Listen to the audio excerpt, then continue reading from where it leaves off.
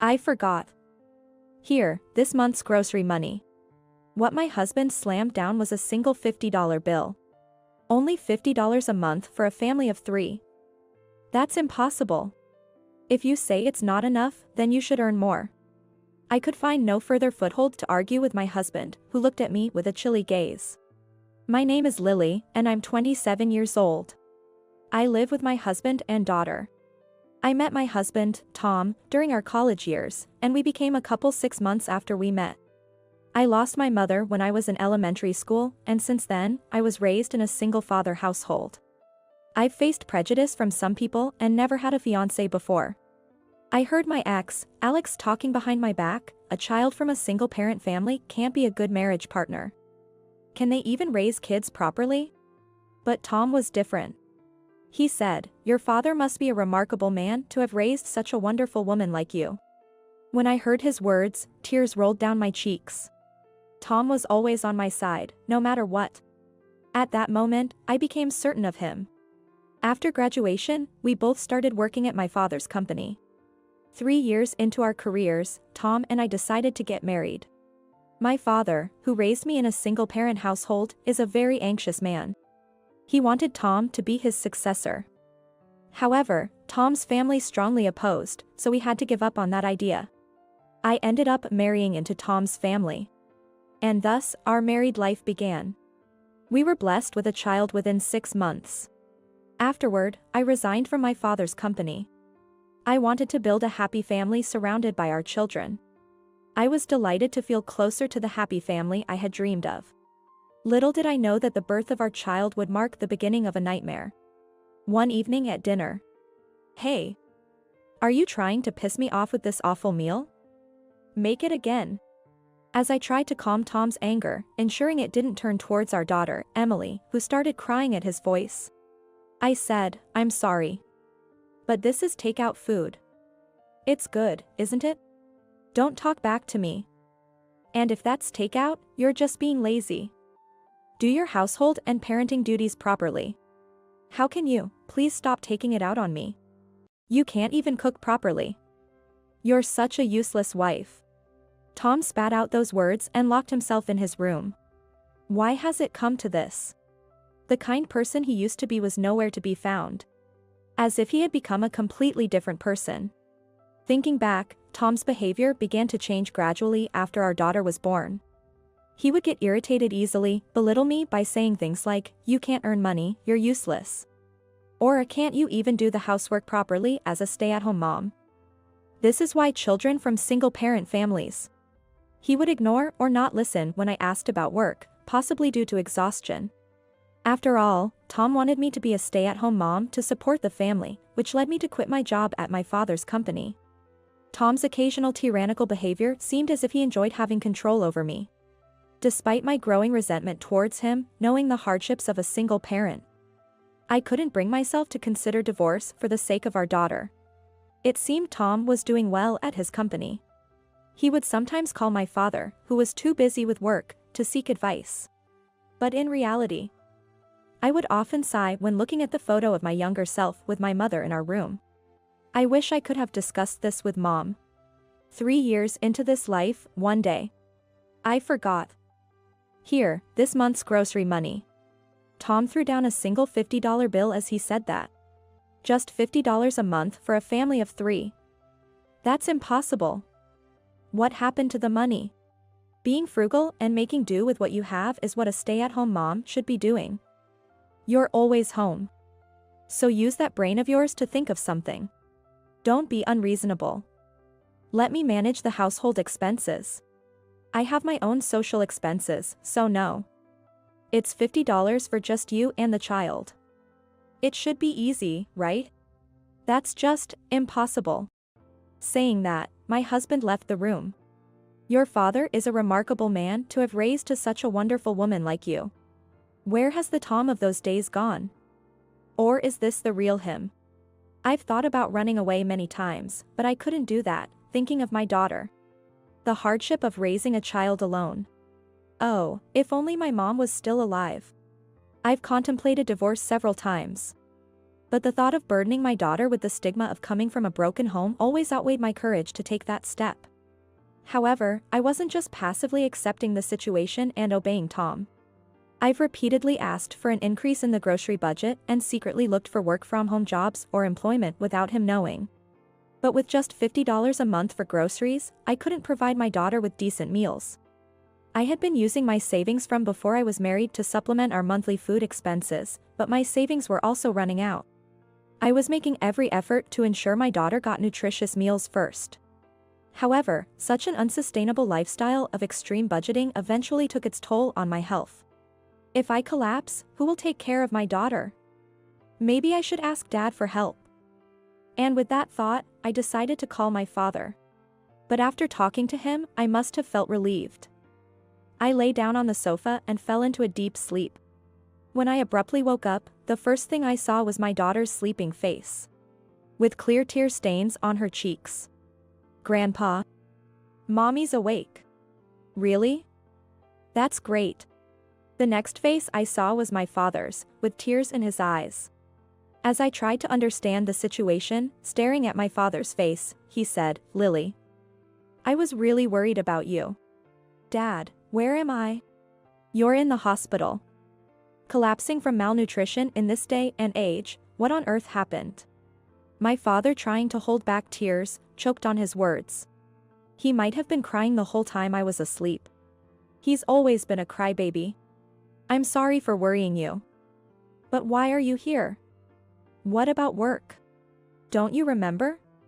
You called me asking for help." After that, I was worried and called back, and Emily answered the phone, telling me that Mommy had collapsed, so I rushed over and called an ambulance. Saying that, my father gently stroked my daughter's head. "Thank you. You saved me by telling Grandpa. I'm glad Mommy is okay." My daughter, praised by her grandfather, was all smiles. I never imagined my daughter had grown up to be so reliable. Maybe she learned from bad examples. As I was looking at my daughter in deep thought, my father asked worriedly, "You've become so thin. What happened? Haven't you been eating properly?" I tried to brush it off, but facing my father's earnest gaze, I gave in. And then, I revealed everything about my life with Tom. "So that's what happened with Tom?" "Yes. Why didn't you tell me everything?" "I didn't want to upset you, Dad, after you were so happy about my marriage to Tom, and..." My voice turned into a sob halfway through, and my father's voice, holding my hand, was trembling with tears as well. "Lily, it hurts me more when you don't tell me anything." The moment I heard my father's words, my tears flowed like a dam had burst. "Dad. I'm sorry. There's no need to apologize. I'm always on your side, no matter what, so you can talk to me about anything, okay?" "Yes, Dad. What have I been enduring all this time? If I had consulted with Dad sooner, maybe my daughter and I wouldn't have had to suffer." I felt like I had lost sight of what was important, all in the effort not to worry my daughter and father. A home without smiles and filled with shouts couldn't possibly be a happy place for my daughter to grow up in. After seeing the change in my expression, my father said, "I'll make a phone call," and left the hospital room. After my father had returned and we had been talking for about an hour, Tom arrived at the hospital. "Hey. Don't call my workplace for such nonsense." Tom entered the room hastily, irritated, but upon seeing my father, he quickly changed his attitude. "Oh, hi." My father, on the other hand, remained calm in the face of Tom's usually unseen aggressive behavior. "This is a hospital. Don't raise your voice like that, it'll bother the other patients." "But, it's because Lily told the reception she was hospitalized due to malnutrition." "Oh, I was the one who made that call." "Is there a problem with that?" "What? You called?" Because of that, I was embarrassed in front of my colleagues, getting looked at with disdain. Give me a break. Embarrassment, huh? Compared to what you've been doing to my daughter, that's nothing, isn't it? Tom became even more agitated in the face of my father's unwavering calmness. "Lily, what the hell have you been blabbing about? This is a family matter." My father gently embraced my startled daughter, but Tom paid her no heed. It's as if he couldn't even see her. This time Tom turned on me, but strangely, I felt calm. Having my father and daughter by my side, I could face my husband with an unexpectedly firm stance. Now what? Are you going to lay a hand on me? Whoa, quite feisty today, aren't we? Getting all cheeky. As I was about to retort to my enraged husband, my father intervened and confronted Tom. Tom. Before you shout at my daughter, don't you have something you should say to me? What would that be? Tom asked, looking puzzled. Despite his anger, my father continued calmly. You're paid a decent salary. Yet, you don't feed my daughter. What's the reason for that? What have you been spending it on? Tom fell silent. However, what are you angry about? This is just discipline. There's no problem here. More importantly, when will the position of president be vacant? I'm always ready to take over. What? My father was at a loss for words at Tom's absurd statement, revealing his true nature. What are you surprised about? It's only natural for me, the husband of the president's daughter, to take over the company, right? With someone as competent as me at the helm, a small to medium-sized business will surely become a prominently growing enterprise. You should hand over the presidency to me right away, shouldn't you? Tom continued with his nonsensical statements. My father seemed too appalled to respond, so I stepped in. If someone like you became president, the company would go bankrupt in no time. What did you say? As Tom was about to lash out at me, my father grabbed his arm. You're fired, effective immediately. What? Didn't you hear? You're fired. Having an employee like you would ruin the company. And you want the presidency? You must be dreaming. For the first time, Tom was speechless and frozen, faced with my father's rage. Then, I delivered the final blow to Tom. Let's get a divorce. I can't stand to be with you anymore. It's bad for our daughter's upbringing. And I don't want to trouble my father any further. Tom, faced with the declaration of divorce, retorted, Hey. If I can't become president, there's no point in marrying a woman like you. Excuse me? The only attractive thing about you was the title of the president's daughter, right? I married you because I wanted to be the successor. Tom's unbelievable statement. I thought Tom had changed. But I never imagined he was like this from the start. Then, as my father opened the door and said, Please come in, Tom's parents entered the hospital room. Mom. And Dad too. Why are you here? Tom began to panic immediately. My in-laws apologized to me. I told them, it's not your fault, and offered them seats, their faces red as they began lecturing Tom. We came as soon as we got the call. We've been listening outside. What are you doing to your precious wife and child? We're disowning you as our son. What? Then, my daughter handed the divorce papers to my mother-in-law. Here. This.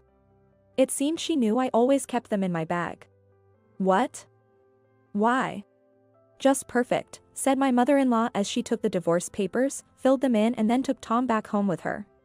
Please go ahead and divorce this man. We'll take care of the alimony and child support. We'll make sure he pays. A few days later, without any hesitation, I went to the county court with my father and daughter and filed the divorce. Later, we discussed child support and alimony under the guidance of a lawyer recommended by my in-laws, and Tom was very subdued throughout. We agreed on a lump sum payment for alimony and child support from Tom's savings, and I bid him farewell with a "take care" as we left the lawyer's office. A year has passed since then. I'm working part-time at my father's company. You are more competent than that man ever was. It's a big help having you here, my father said, so I decided to work during daycare hours. Thinking about the future. I became so efficient at accounting that people jokingly suggested, you should be the next president. My father kept saying, yes, that's my daughter. Maybe she should, showing his typical doting parent behavior. But each time, I'd respond with, but then I'd have less time with my daughter, right? And laugh it off. Later, I had an arranged meeting with the son of President Johnson. A business partner and a close friend of my father, he said, if my son ever causes trouble, let me know. I will definitely protect you. And his son turned out to be a very nice person, so I'm seriously considering marriage. I don't know what became of Tom. My daughter was fond of her former grandparents, so we occasionally meet up, but they avoid bringing up Tom. I'm truly surrounded by wonderful people. Perhaps this is all thanks to my father, who raised me all by himself with all his might. Even the photo of my mother in the room seems to be smiling a bit more. I plan to continue cherishing my family and live happily with my daughter. Mommy, more please. You're so amazing. My daughter is happily eating her meal again today. I will never let her experience hardships again. That, I vowed to myself.